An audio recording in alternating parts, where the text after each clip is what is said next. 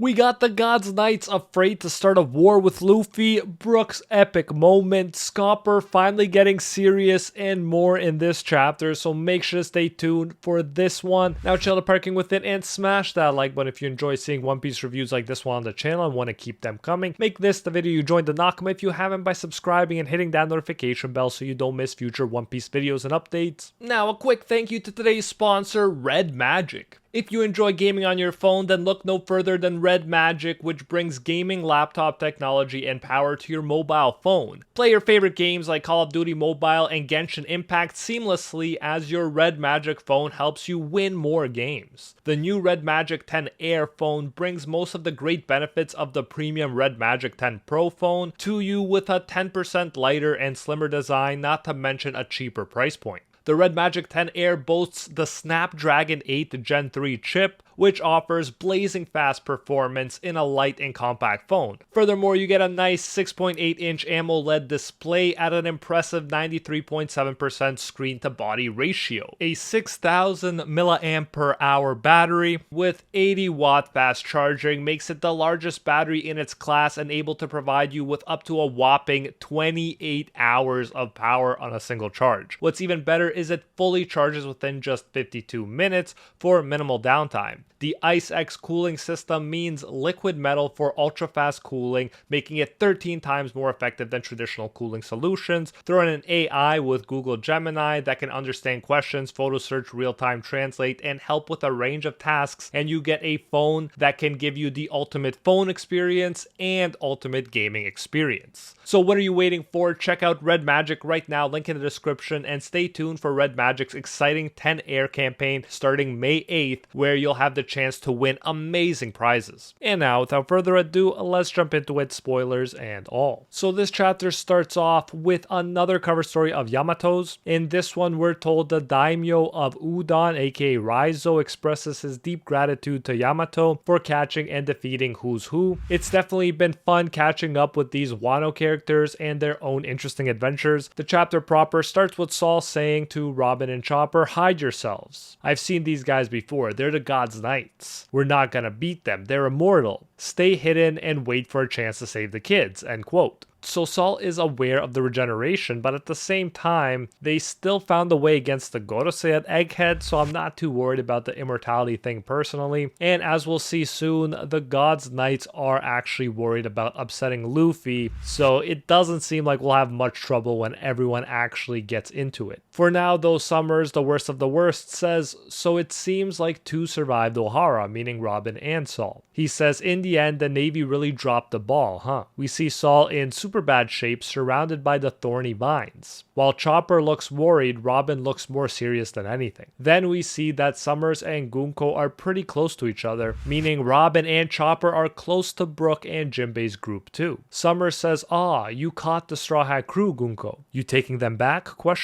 It's Killingham who steps in and says, "Quit it, Summers." And keep in mind, I've been saying that there may be more to Killingham than meets the eye, and he's probably at the very least not as bad as Summers, and it's notable that here, in effect, he is helping the Straw Hats, whether you want to look at it that way or not. He says, "Are you seriously trying to poke the bear with Straw Hat Luffy? We only came here to finish the mission and head home." End quote. So he even specifically mentions Luffy and not just a Yonko. We've seen this kind of talk before, the one does not simply anger a Yonko talk, but interesting that we're seeing it from the God's Knights too. Notably though, it's mainly coming from Killingham so far, and Summers didn't seem to have any issues with Gunko bringing them back with them until Killingham got involved. We then catch up to Nami's group and they all seem to be pretty down for the count and tied up, although I'm sure we'll see more from Jinbei than just getting wrecked last chapter. Nami says Colin got captured and Saul's in that state. Ah, come on, Jinbei. You were right there and you couldn't do anything? She's sort of the mouthpiece for us readers and fans right now who probably expected more from Jinbei.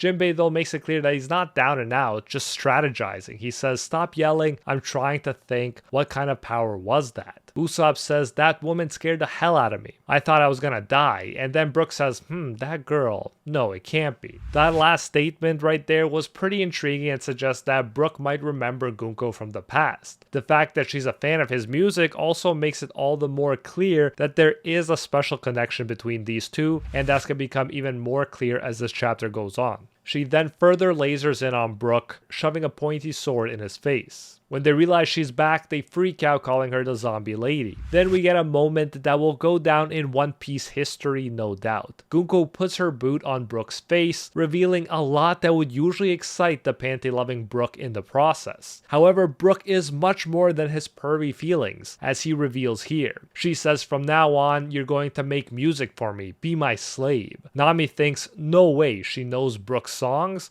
Usopp says the Celestial Dragon is a fan of the Soul King, ?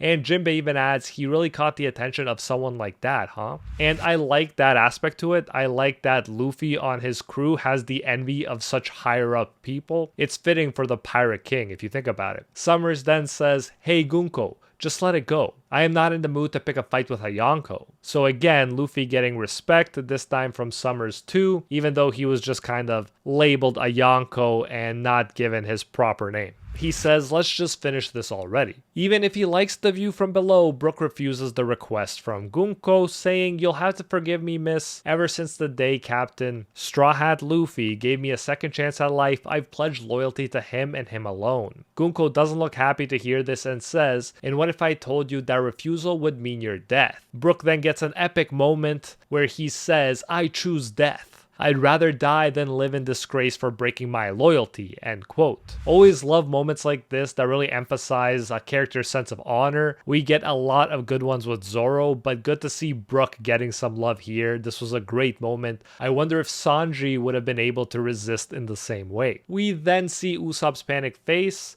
as Brook gets sent flying with a kick. We all know he'll be fine though, not just because he's a Straw Hat, but also because you know Gunko wants to hear some more songs or even new songs in the future from him, and that can't happen if she really finished him off here. As the others are worried about Brook and Gunko is upset, Summers asks if Killingham is ready to begin, and he is. They begin the broadcast to Elbaf saying, "Ladies and gentlemen, this message is for the warriors of Elbaf. I know you're probably busy dealing with those bizarre events happening around you. That's all our doing. I am the Kaiken of the Holy Land of Marijoa, Summers of the Gods' Knights." We're also told that Kaiken is a small traditional dagger carried by samurai women for self-defense, usually tucked inside the sash or near the chest. To me, it's kind of like saying the Gods' Knights are the last line of defense the world government has if the rest didn't work. Just like the Kaiken was there as an emergency measure if necessary. As he's broadcasting, we're also shown more giant nightmare monsters running amok around Elbaf. Some giants are shown wondering about his motives, but they won't have to wonder long since Summers is about to spill it all to them. We even see Dory and Broggy surprised that Summers just revealed his identity. At the Northwest Hunters Village, a giant even wonders if the kids are okay. At this point, Summers reveals to all of Elbaf that at this moment they have 10 brats, to use his own words. He says, and on top of that, some guy with an orange beard tried to play hero and free the kids, but he's already down lying in a pool of blood. We also see Summers here using his vine powers in a unique way. He's created a serpent with his vines and is now riding on top of it, using it as a cool means of transportation. Summers continues saying, in other words, even if someone tries to rescue them, those brats you all underestimated so much, they're already heading straight toward the goal. We see giants concerned about Saul too, when they hear about the orange-bearded giant. We're told this is where the real game begins. Too bad I can't stream video right now. Hey you, do you know the names of all the children who are walking? Killingham asks Ange. She says, of course, and then Killingham says, then I want you to inform their parents. The kids will be waking up from their dream any moment now.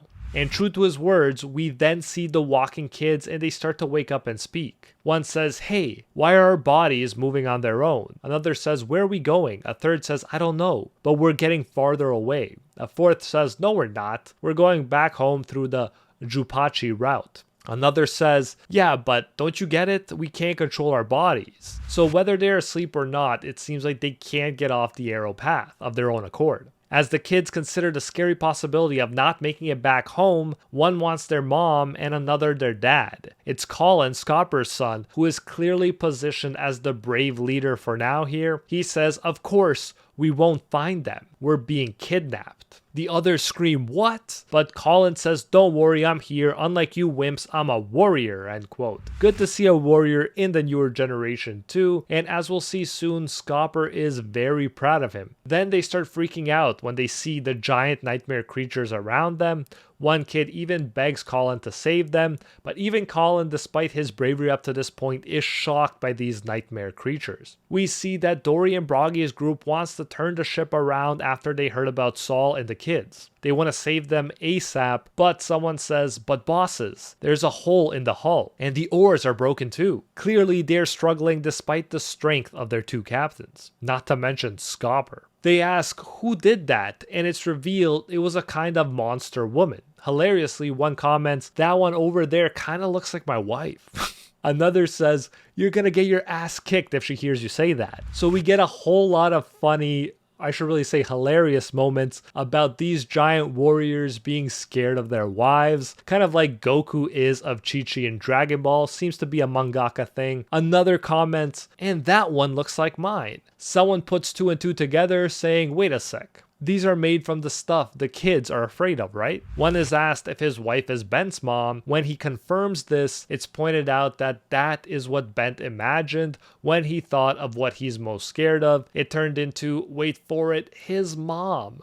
So funny, but these comedic wife giants are actually effectively tearing apart the ship. So it's not all fun and games. We see all the giants collectively being scared of these giant wives, saying, "How are we supposed to keep our cool and fight that?" We even see an apron on one. It's so funny. The giants even start apologizing to their wives. One says, "Sorry for always going out drinking, babe." Another says, "Honey, forgive me for forgetting to throw out the trash." Another apologizes for eating the customer's honey cake. Clearly, these are the scariest and most effective monsters to date, no doubt. It's commented that they managed to rip the Cloud Island right out. And we hear someone screaming, "We're gonna crash." Summers watched the ship fall from his vine serpent and laughs. He says the proud ship of the giant warrior pirates just fell from the sky. Looks like there was some strong dream demon involved in that mess. The chances of those brats being rescued, he says, are dropping by the second. Although we, the readers, know that Luffy and Loki have yet to really enter the chat, and that will no doubt be a tide shifter sooner or later, not to mention Zoro too. Summers then says something big. He says, "To cut to the chase, I'm speaking directly to you, legendary warrior Ya-Rule of the Bearded Mountain. With the king absent, you're his representative now." So Mountain Beard just got even more suspicious. Remember, Ya-Rule was there when it all went down between Loki and Harold, and he would be in the ideal position to spin any narrative he wanted to about what happened that day. So if Loki is not as bad as he first appeared to be, as I've been saying from the beginning, perhaps Ya-Rule is not as good either. The fact that the God's Knight specifically wants to deal and negotiate with him is definitely not a good sign. Ripley is shocked that the Sval of the giant warrior pirates went down. She wonders if the bosses are okay as she runs towards the ship. Summers continues his speech saying, "Our objective is simple, to turn you giants into our battle slaves. So I want to see just how effective those brats will be as hostages. If it were you, wouldn't you be at least a little curious about where those snot-nosed kids came from?" He uses this as an opportunity to start listing the names of the kids, because obviously their personal connections will hold more weight with the giants. One of the kids is Ylva, who, as she's named, a giant is shown freaking out, telling Ya-Rule that she's their great-great-granddaughter. Next is Scardy, who is thinking there has to be something they can do. Next is Olav, who hopes it is all a dream. One mentions to Broggy that that's his grandson. Next is Karen, who says, "Just my luck again." Then Mag, who believes he's strong even if he can't stop himself. Then Ronya, who is optimistic, saying we're going to be fine. Another giant is shown saying, "Even my son, they're on Route 8, right? Let's go rescue them." Bent is crying, thinking about how his mom is going to yell at him. Remember, his nightmare is the cause of one of the giant wives that attacked the giant pirates. Joanna seems to be an orphan, saying, "You guys have parents, huh? Good for you." Bjorn is clearly scared and not quite as honorable as Brook was this chapter. He thinks to himself, "I wonder if I can at least save myself." So Summers says that makes 9, but just moments ago, while trying to save his friends, Colin, a young warrior, stepped forward, and now there are 10 children. We see Ripley holding Scopper in her hands. and she is shocked to hear they got called. Scopper, on the other hand, says he's proud of his boy, even if it's not quite the time for that. And I mean, yeah, what father wouldn't be? So Summers finally gives an order. He tells them that the school that is useless in war and the pathetic library that is stuffed with meaningless history, he wants them to burn them both down immediately and to swear loyalty to the world government. Otherwise, they will start wiping out the kids one by one. Scopper and the giant co-captains are ready to go and save them, even saying they'll crush those bastards. Summers says the choice is yours, Elder Yarul. Again, suspicious that he leaves it all to him. Clearly, a lot of the leader figures are wanting to fight, but maybe Yarul will try to make some sort of arrangement. We'll see what happens.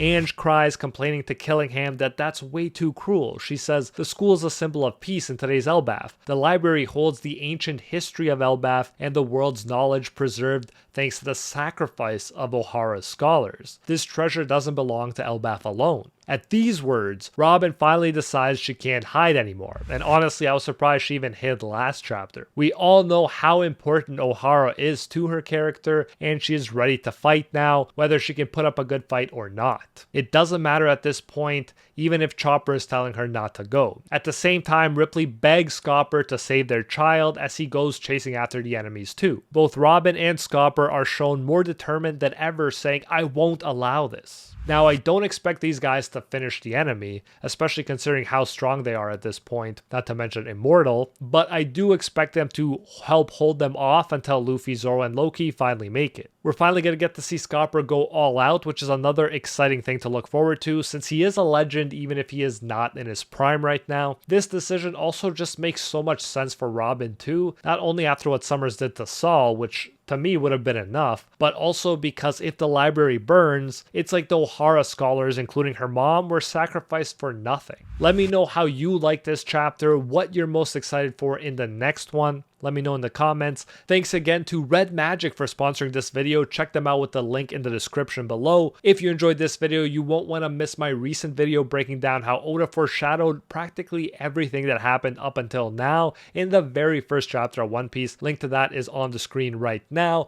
Like and subscribe for more One Piece, and I'll see you in the next one.